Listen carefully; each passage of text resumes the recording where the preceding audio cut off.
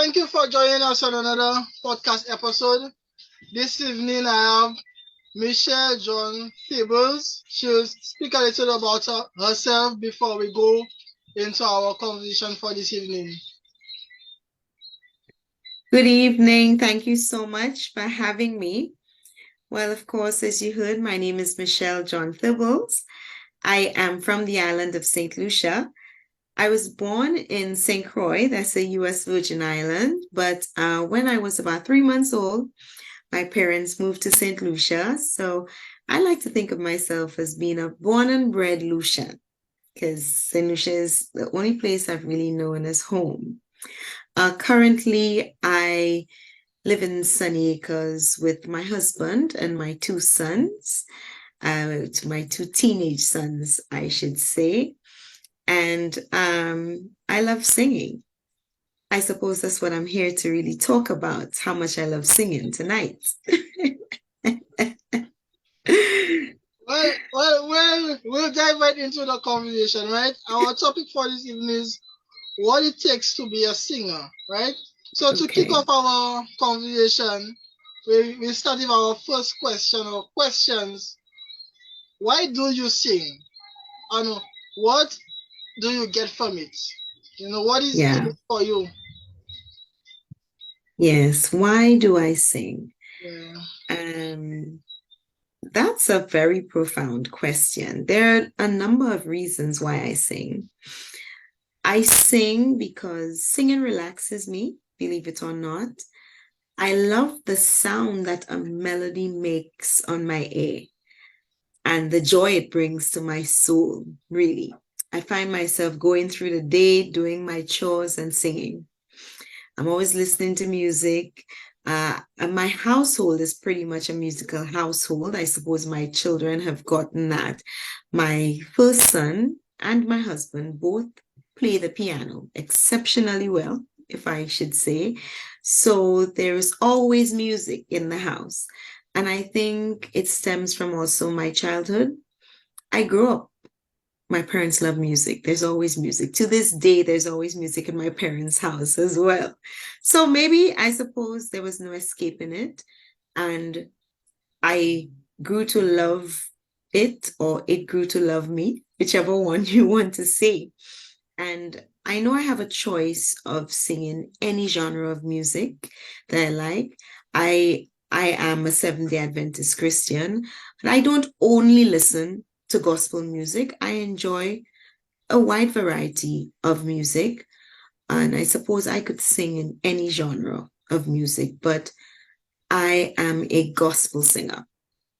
I grew up singing in the church. The church really nurtured my talent and my gift for singing.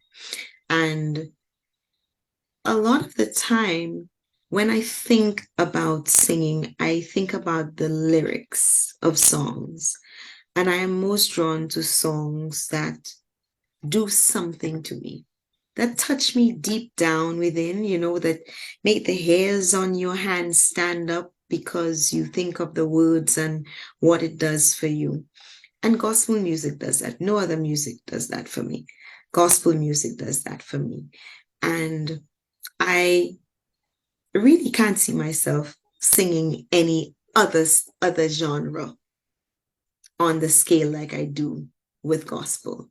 So you asked me why I sing. I suppose I largely sing because God has given me this talent, and I am so grateful to Him for it that I've made a decision to use it to His honor and glory. Yeah, I find it is very important for a good upbringing, and from what you're saying, it happens in an everyday thing for you, right?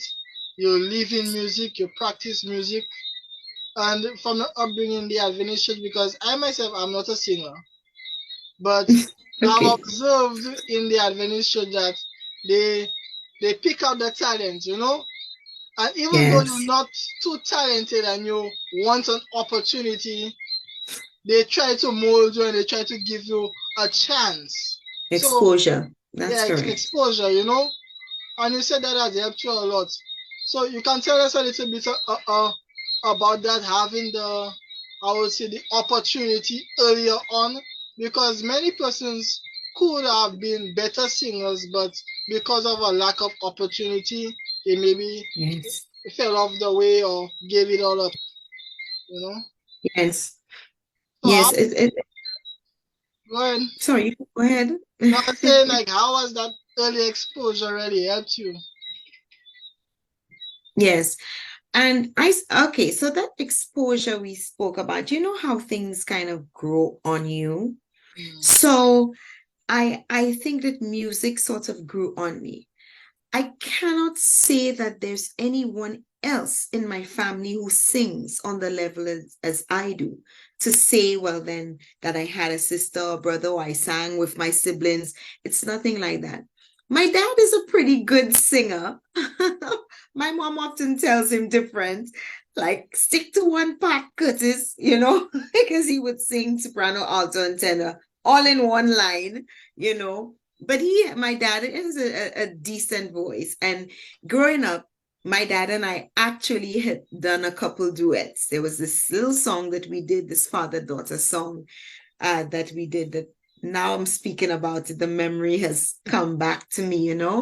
But really and truly, I think it's important to nurture your children in certain disciplines and then see where it takes. My parents sent me to music lessons, piano lessons. That didn't stick with me, I can tell you. But music, on the other hand, it did. As some children may play sports, that may stick with them. But I think for the singing bit of it, I can really say that I got that that opportunity to nurture from my parents from the time they heard that I could sing, and they realized that I love to sing. My parents have always encouraged me and pushed me, gave me the little extra nudge that I needed. From the first song I sang, I remember the first song I sang in church was a Joseph Niles song. I don't know if you know, this one is called Foot on the Rock. And I am a very theatrical person. So we practiced at home. I know what I was singing and everything. I went to church and I brought this rock in a bag. And my parents never knew I had the rock. And then I got on stage and I put the rock down, and I've got my foot on the rock. And my foot was on that rock singing. And my father was like, oh my goodness. They were totally taken aback. Of course, at the time, I didn't understand that the rock was Jesus Christ. And then when we went home, Daddy sat me down and said, well, that was a good little bit of drama you put in your song, because I suppose that was just me. And then he explained it all to me, and we chuckle about this up to this day. But the point is that my parents always encouraged me. I've been in groups, singing groups, from the time I was yay high. I was in a group called Miracle Stars. And then I was in so many other groups after that. Just kept singing it each and every time. My parents were always there.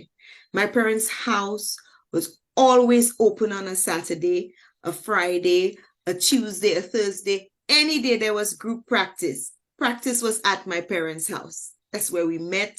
That's where we sang. That's where we practiced. So to this day, my parents are so encouraging. I'm a grown up. I have children of my own.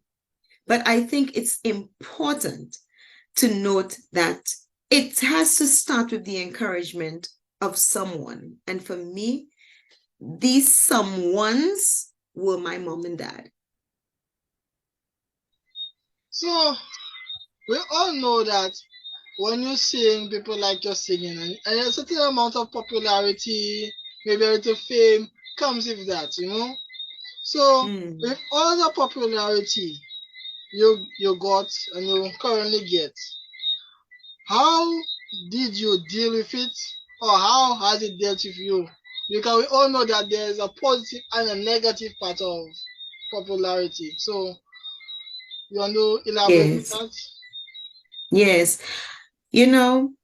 I will tell you honestly, I always try to bring myself back to the reason why I sing and to remind myself that as easily as I have this talent is as easy as it could be taken away from me if I either use it for the wrong reason or I get to a point where it becomes about me and not about God. I'm a gospel singer. It no doubt is different to persons who sing secular music and they will be singing for their audience. But for me, I don't sing for my audience. I sing for the glory and honor of God and then allow Him to use me to bless the audience. So when persons say, "Oh, I enjoyed your song, that was excellent," I tend to say, "To God be the glory," because at the end of the day, it was Him. I can tell you there's so many times when I've had to sing and I've had no voice. I'm tired. I have a day job. It's very demanding. I get very tired sometimes. And when I'm tired, the first thing to go is my voice. But then I have an appointment to sing. I can't disappoint. Sometimes I've had the appointment for months. So I take my little things I have to take, my little ginger and whatever throat coat tea or whatever it is I do. But even that sometimes is not enough. And then I sit and I say, "God, you know why I'm doing this? You just have to send your angels to sing for me." And I'm telling you, He has never failed me. When I tell you He has never failed me, to the point where sometimes after I sing, people come and say, "Wow, I was so touched by that song." And then I say, "Thank you. To God be the glory." And I have no voice. And they're like, "What? Where's your voice?" Little do they know that I didn't even have that voice before. And I think it makes a difference when you pray and you invite God into that worship that you're about to give Him. Invite His presence and tell Him, it's not about me. It's not about for the fame and glory of me. It's about you. And it makes a difference. And sometimes, hey, if you sing and you crack, sometimes if you sing and you lose your voice, it could be just the emotion from the words that are really touching you. You have to be blessed before you can bless others, you know. If you sing a song and you can't bless yourself, you think, how do you think others would be able to react to that song? You know? So it's really not about you. It's about God and what you're allowing God to do through you. So for me, I have to make a deliberate attempt because I'm human. I'm self. There's self in here. And I'm telling you, it feels good when people say, "You sang well. I enjoyed your song. You have a beautiful voice." It feels good. I would not sit here and pretend like it doesn't feel good. It does feel good. But it's easy to lose yourself in that. So I make a deliberate effort to reel myself back in, and then just remember and say, "Lord, I thank you for blessing me today and using me to bless others."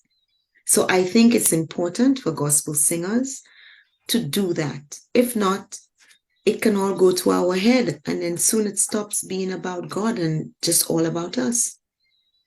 Yeah, and I think that's very important to have that focus, because some persons may start singing for the glory of God or another purpose, and along the way they just become lost.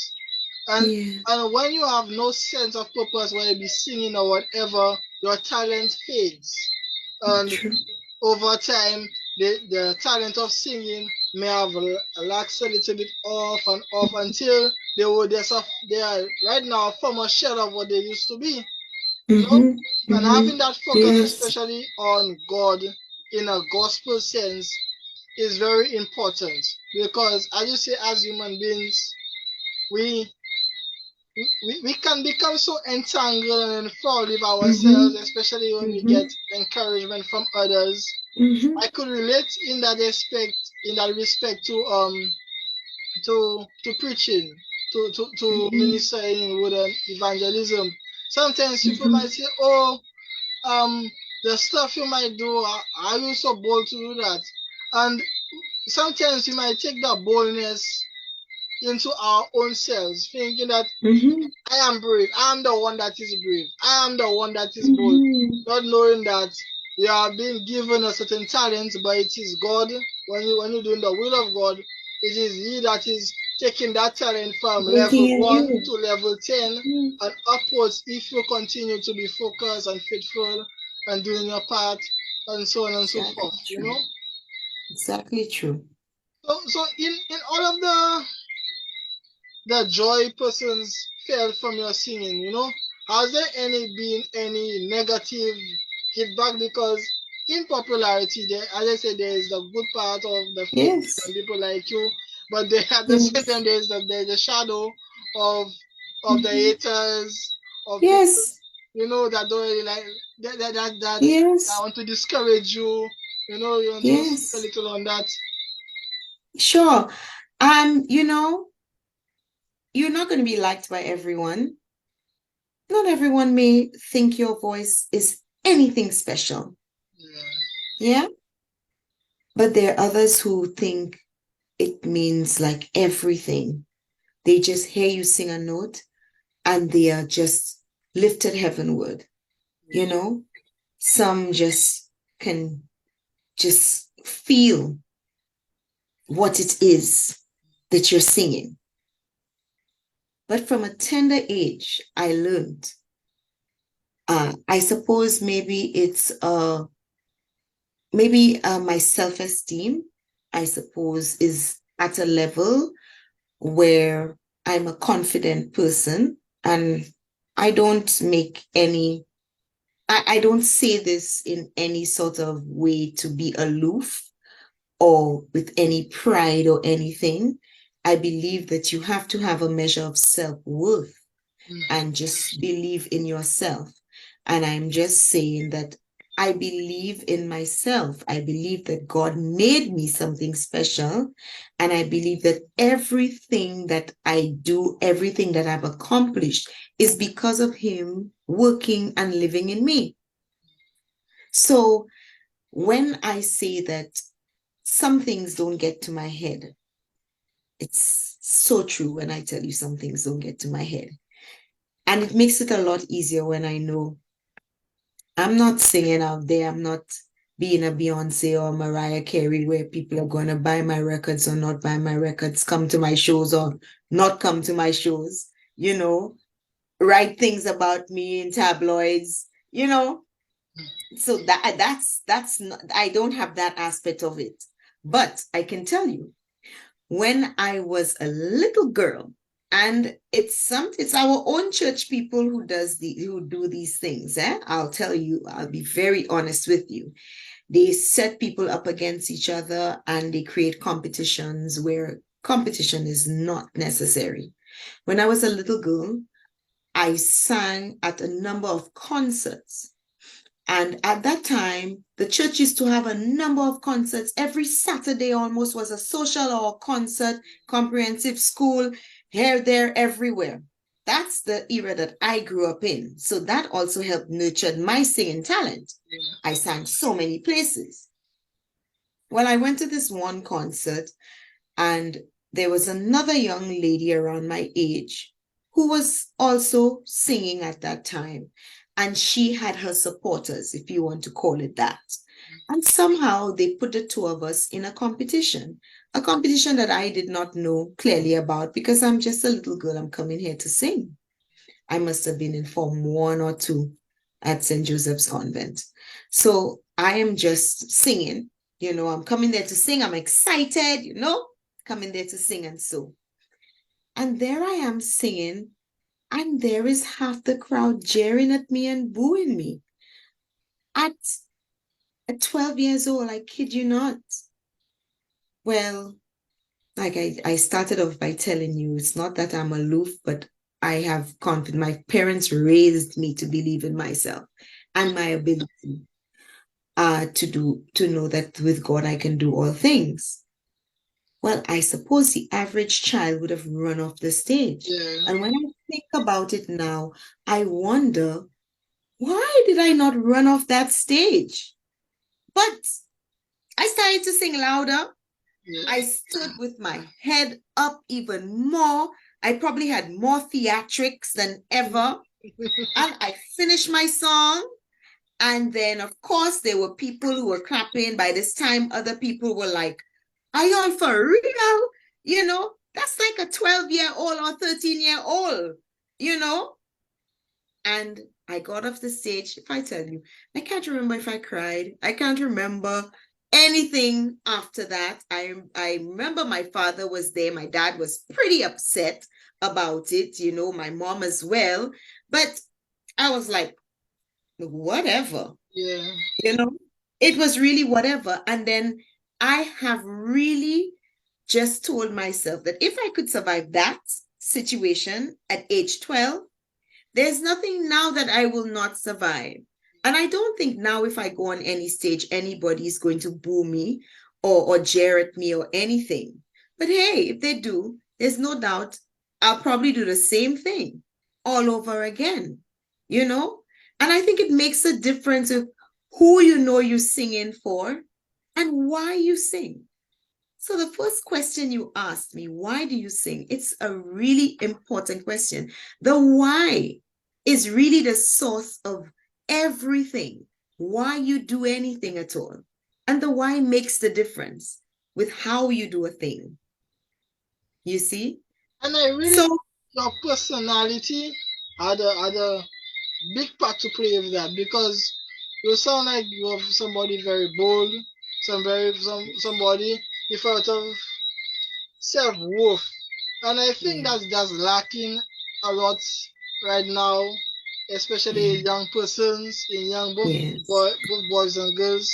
You know, yes, yes, being able to withstand that kind of pressure is amazing yeah, at that age. You know, and yes. wow, but I want to stay a little more in the air, but let's move on to the next question. Yeah. Wow. So, what does it take to be good, right? Is it talent, practice, or the gift of God?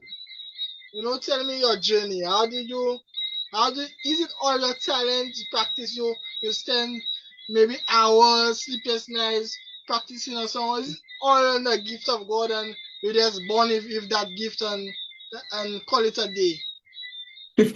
You know, it's a little bit of everything. It's definitely talent. And talent, you know, just on Friday night, we worship via Zoom with my siblings in St. Croix, my parents and us. We since COVID, so we've been doing it for about 3 years now. Every Friday, Saturday, we worship via Zoom. And just on Friday, we were speaking about the difference between talent and a gift, you know? And I think it's a little bit of everything that you've said because you have the talent, but then you have to nurture that talent. Yeah. So your talent can be improved if you want to put it that way. So the way I sing now, I didn't sing that way when I was 12. I didn't sing that way maybe 4 years ago, you know, that sort of way. So your talent continues to improve. But for it to improve, you have to practice. So there's practice in there. And I think it's not only talent you have, but it's talent and the gift. Talent and a gift.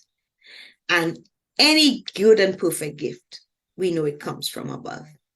So this gift is from above. So God gave me this gift, and it's what I've done. It's just like the parable of the talents and the servants. So he gave me the gift, and I didn't just hide it or whatever. I'm using it for his honor and glory. So it's a little bit of everything.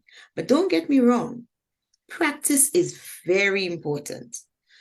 I don't think that I practice as much as I should, because there are a lot of things going around, Yeah. you know, a lot of things in my day competing for my time.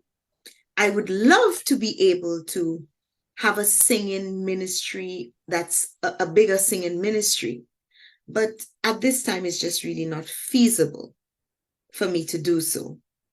But I can tell you, when I have to sing a song, I spend a number of hours practicing to make sure I get it right over and over and over and over. And I have been in studio for a little while now because I'm working on my debut album. It's taken a little longer than, well, not a little, a lot longer than I would have liked at this time. But I'm just letting God take me on this journey. Every disappointment I have in relation to it, I'm just like, hey, God, you know everything. And when I say everything, I mean everything from the beginning to the end. I write my own songs. I have a song book with songs that I've written, and now my son puts music to my songs, you know. And sometimes I'm like, maybe this one I'll just keep in the book for a little while. Or sometimes I think, yes, I'm gonna record this one. And then tomorrow I wake up and God gives me a melody and I'm like, let me take my phone. Before I used to write it down on a book.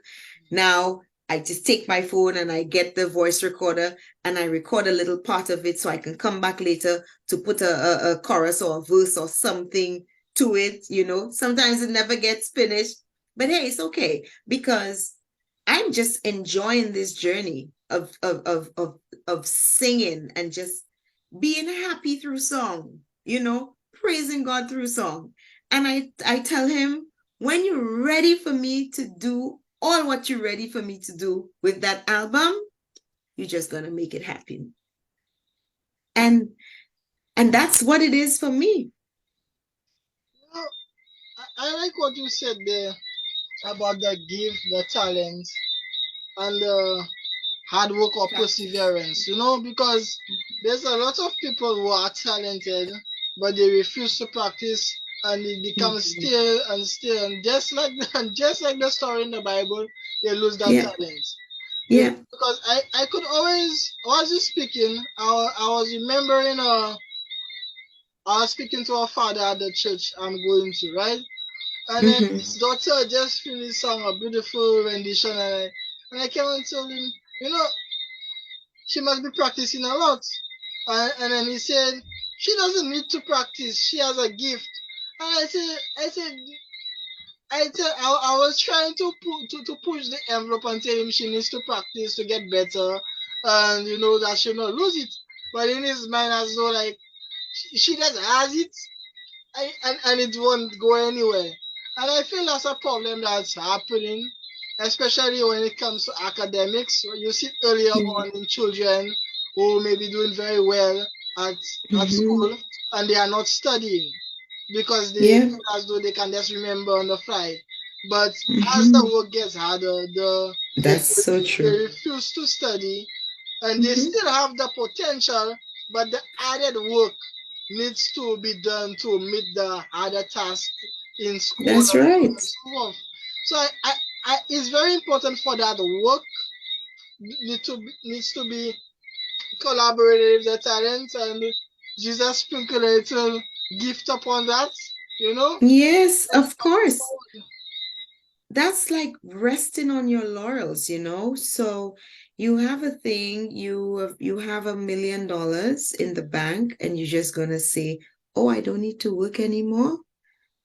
You have expenses, you have to live, you have to spend money, you have bills to pay, taxes, mortgages, all sorts of things. Eventually, the $1 million will get to be 500,000, then 1,000, then 10,000. Would you just stay there and stop working because you have $1 million? No. It's similarly to your talent, your gift. Because you have a gift, you're just going to sit here and say, "Oh, I have a gift." So that gift is just going to be there in perpetua. No. You have to nurture, and there's always room for improvement. I will say again, the top singers in the world, you know how much work they put in to ensure that they sound good? Don't they have that gift? Mind you, it's not because you sing in secular music that you don't have a gift from God. Don't you have that gift? Let's take Whitney Houston, for instance. Yeah. Whitney Houston had a remarkable gift. To this day, there is nobody with a voice or a tone like hers. You see? What happened to her? She was taking drugs. She was smoking tobacco. She was drinking. What happened to her voice? She eventually lost her voice. Her vocal range wasn't as wide as it was known to be. Her tone changed in the later years. She tried to make a comeback, even towards the end, but wasn't able to. She was never the same. And probably somebody might say, oh, Whitney has a gift. Whitney doesn't need to practice. But the point is, so many things can happen that you can lose that gift. I just want to ask you our final question before we wrap up, right? Because we have a few minutes left. Sure. So just answer it briefly and give any encouragement to anybody that have the talent, not necessarily have to be singing, but has a talent and wants to work on it, right? Is it worth going through all those hoops to give your best performance, right? In singing or whatever. And maybe at the end of the day, you might not be appreciated. Is it worth all of that? Yes. I would say it's worth it because you remember what I said a while ago? It's the why. It's the why you do what you do.